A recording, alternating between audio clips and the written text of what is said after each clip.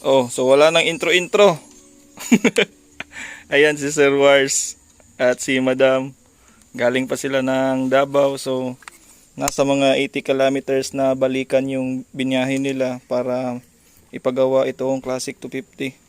So, sa bidyong ito, ipapakita namin sa inyo yung mga basic na modifications para mas maging swabe yung takbo ng Classic 250. Kahit stock lang siya. So, ang pinaka main natin na i-modify is yung inverted fork na napaka-common sa lahat ng Classic 250, which is masyado siyang matigas at madali siyang magwobble lalo na pag nasa high speed tayo. So, stay put lang kayo, sit back and relax.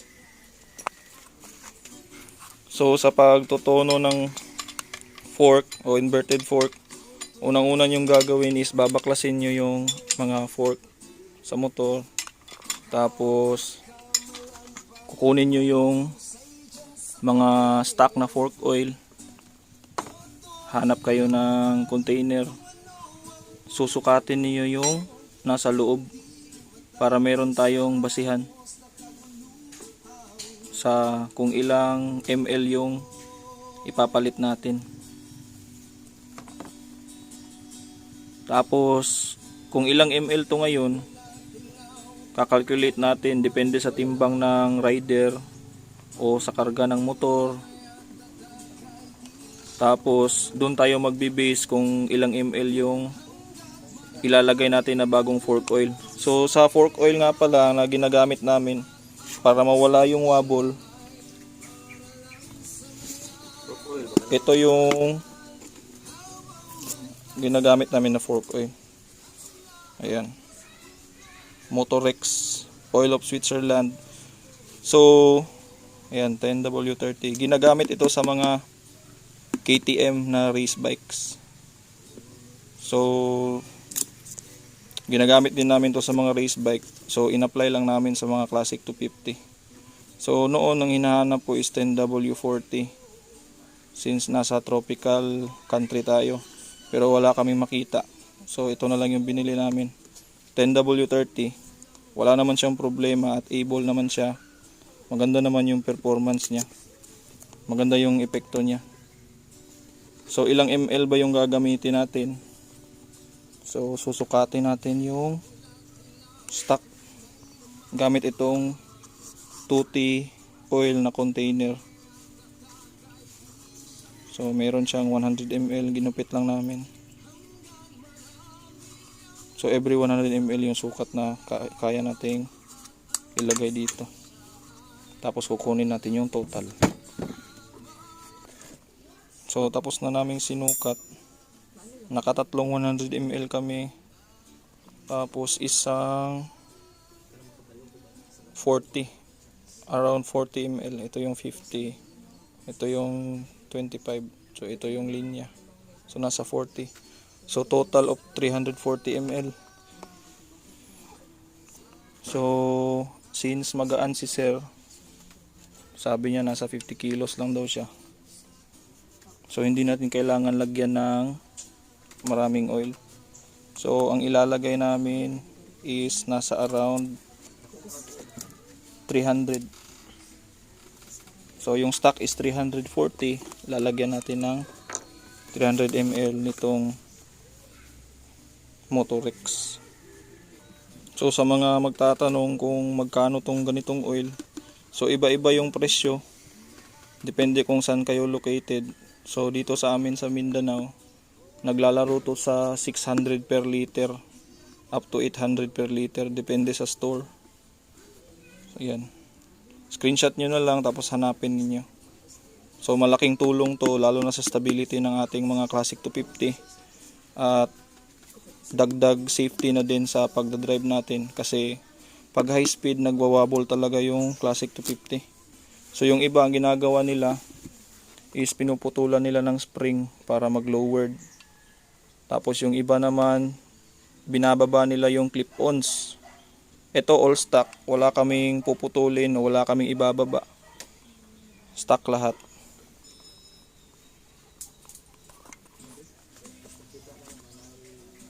So sa papalit ng oil, gaganituhin nyo lang yung angle ng telescopic o inverted fork. Tapos kanya-kanyang diskarte na lang sa pagpapasok ng bagong oil. So kami ginagamitan namin ng, ang tawag nito sa Tagalog, so imbudo, kung ang tawag ito sa iba, para hindi masayang yung oil at diretso yung pasok niya.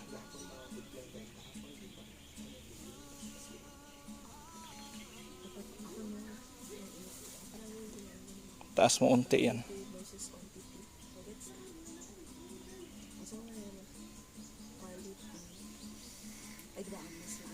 So hinay-hinay lang, lalo na sa last na fork oil na ilalagay, kasi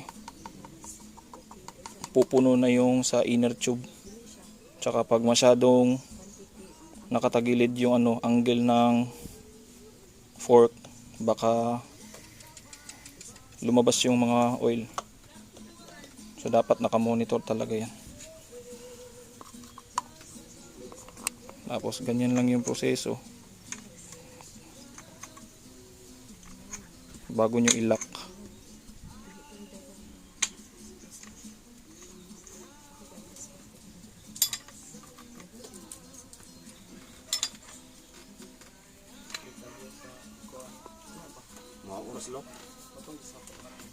So yan na yung play nya matapos pinalitan ng fork oil. So masyado nang malalim at smooth yung paggalaw. So sa stock hindi namin na-videohan yung play ng stock, pero pwede nyo namang i-compare sa actual. So ikakabit na namin yung inverted fork. Saka balikan natin yung mga modifications na ginagawa ng iba. So ang nangyayari is pinuputulan nila ng spring para mag-lowered. Kasi para mag-stable daw yung wobble. So in reality, nakakadagdag siya ng stability, pero kung hindi mo talaga papalitan yung fork oil, matigas pa rin yung play. Tsaka masakit sa katawan. Lalong-lalo na pag long ride, kasi nga naka-clip on ka, tapos mas mababa na yung height. Tapos yung iba pinuputulan ng spring sa loob. So para ma-lowered. So kung nakaputol na yung spring, yun pa rin ang gagawin ninyo. Pag magbe-base lang kayo sa stock na oil na nasa loob ng inverted fork bago nyo palitan. Kasi wala namang kaibahan yung sa volume. Ang mag-change lang is yung smoothness ng oil. So mas smooth yung pinakita kong oil sa inyo.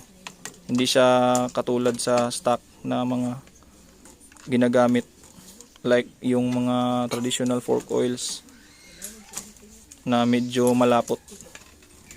At so kung gusto niyo ring haluan, like kung medyo mabigat kayo na rider, ang gagawin nyo lang, hahaluan nyo ng konting malapot na oil, like National Fork Oil, mga ganun.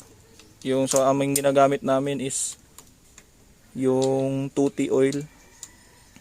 So nilalagyan namin ng 50 ml na tutti pag masyadong mabigat yung rider, para magkaroon ng lapot o resistance yung fork oil.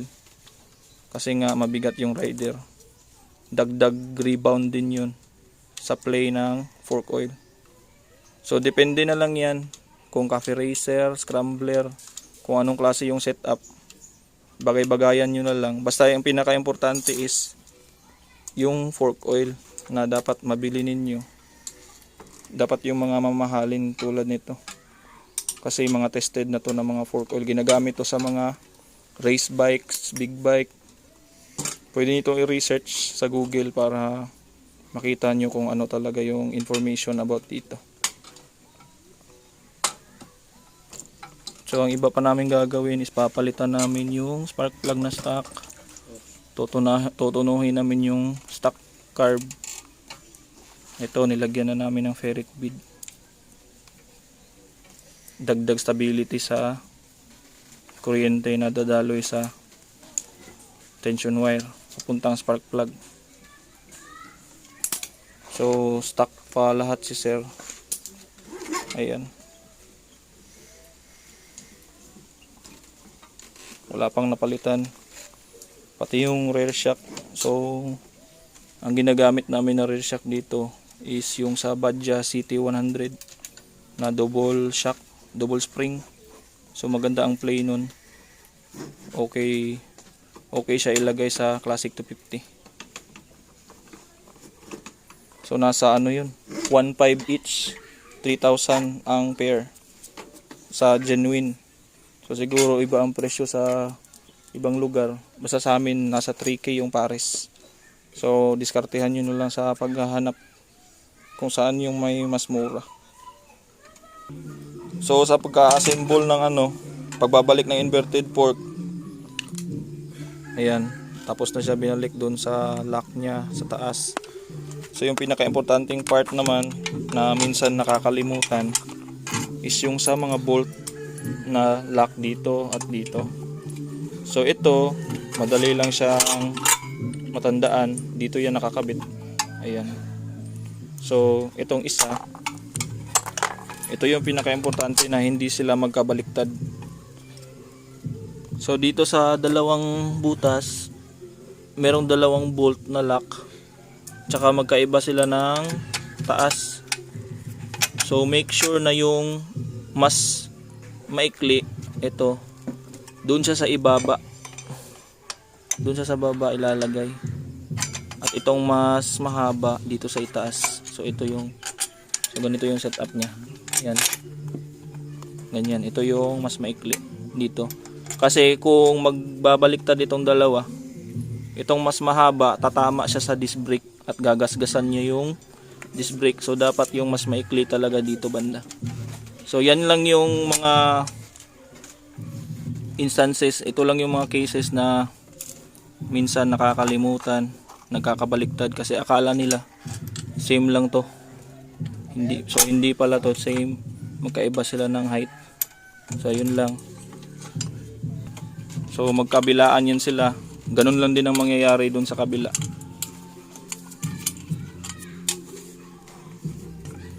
So sa spark plug naman na gagamitin natin, common lang to at masyadong mura lang to sa Shopee. Yan. Hella copper core durable. CF10N7D yung code. So same siya sa pang TMX 155, XR200, tsaka Classic 250, CRF 230. Yan. So ito yung laman niya. Ayan yung code. So dual tip siya. At yung tip niya naka side gap na. So mas maganda to kumpara sa stock. So i-compare natin siya sa stock. Andito yung stock. Ayan. So sa stock, yung iba ginagawa nila is nagsa side gap sila. So pinuputulan nila to dito, which is risky. Kasi pag pinutulan mo to, may tendency na tatama yung tools na ginagamit mo dyan sa gitna. So pag na-damage to, iiba na yung spark. May tendency hindi na siya gagana ng maayos. So kahit na perfect mo dito yung pag side gap, kung tinamaan mo naman sa so wala pa ring, sayang pa rin yung effort mo. Tsaka magkano ba tong mga ganitong spark plug? So nasa 100 below. So magkano rin ba tong Hella na naka side gap na? So nasa 100 below din. So bakit mo pa i-risk yung paggawa nito sa na naka side gap kung pwede ka namang bumili at naka side gap na tapos dual tip pa? So sayang lang yung effort mo kung mabibili mo naman tapos brand new. Hindi ka na magre-risk, hindi mo na need ng tools, mga ganyan.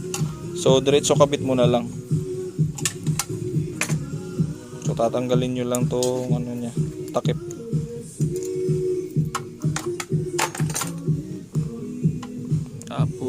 kakabit na natin.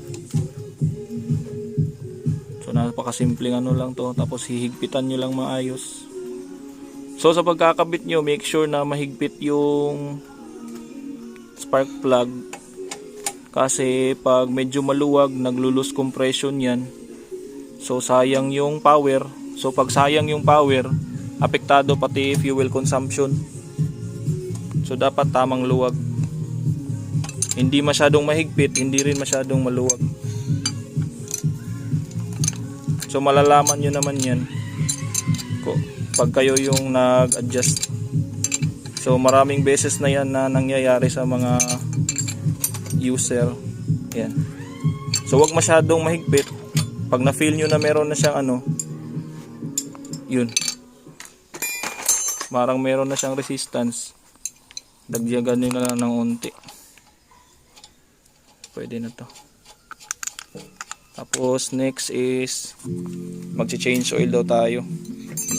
So papakita natin yung magandang oil na ginagamit namin para sa Classic 250. So yung iba alam na nila to, pero sasama na lang natin sa video.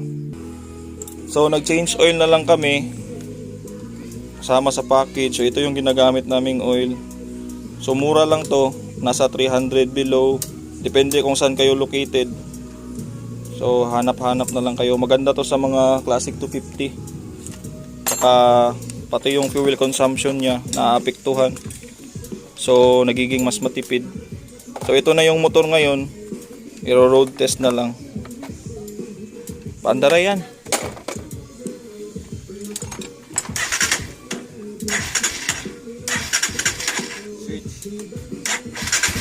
Naka-engine stop. So one click lang siya. Naka-engine stop pala yun kanina. Check ang play sa inverted fork yan. Ang play sa inverted. So check natin yung play ng inverted fork.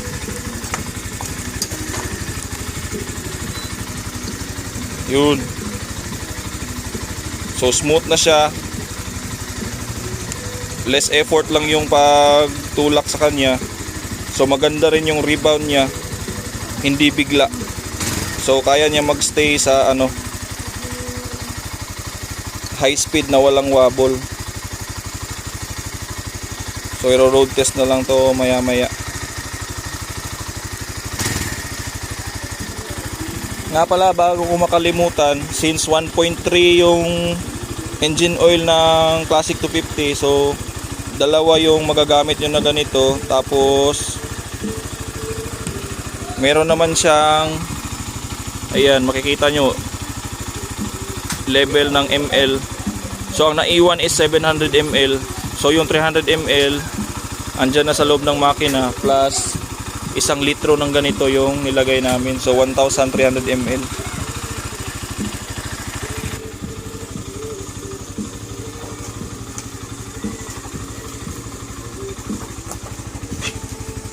So hihintayin na lang natin to na bumalik maya maya.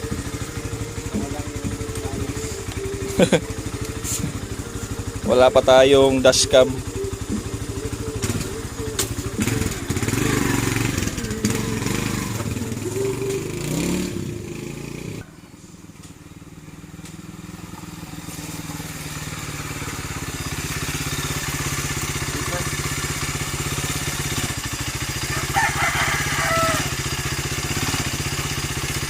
Play daw sa suspension yun. Oh.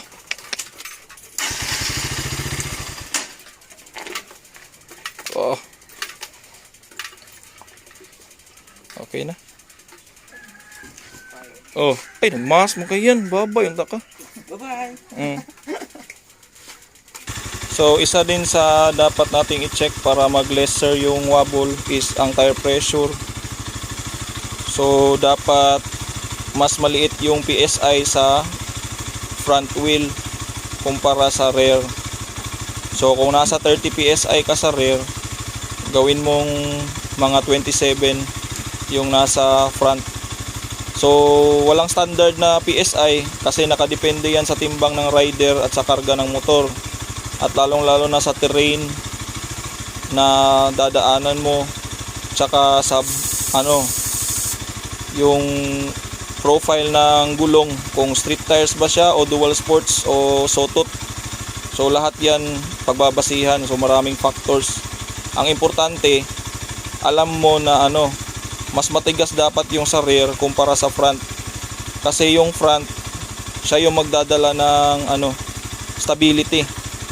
So kasabay yung play niya sa play ng telescopic o inverted fork. So dapat tugma yung setting nilang dalawa. So paalis na sila Sir Wars. Ayan, very satisfied customer sila madam. Babalik na lang sila next time para sa carb upgrade daw.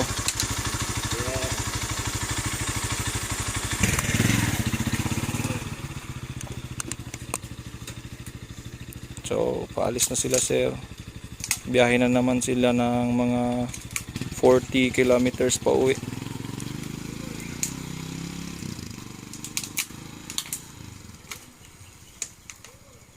Yun, so stable na yung andar ng Classic 250 niya.